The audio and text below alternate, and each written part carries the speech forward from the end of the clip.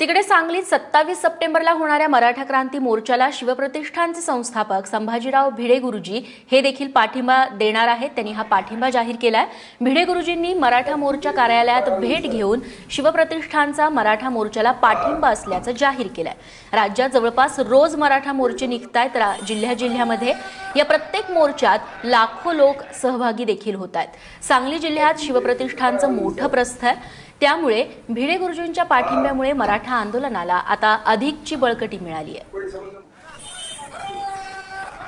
प्रत्येक जात आरक्षण का नाही, सगळ्यांच्या बाजूचे वडे ते आमच्या बाजूला काढा, एवढंच त्यांचं म्हणणं आहे। जे काही सूत्र वापरलं ते आम्हाला घाला।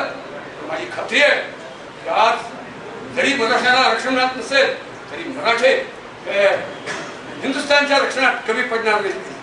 एक दिवस असा उजाडणार आहे ह्या देशात की नाही आरक्षण नको, आरक्षित तत्वावर सुद्धा नको, आरक्षण गुणवत्तेवरती द्या, गुणवत्तेला आरक्षण द्या असं महाराष्ट्रात म्हणेल मराठेच म्हणजे याचा अर्थ मला विश्वास आहे।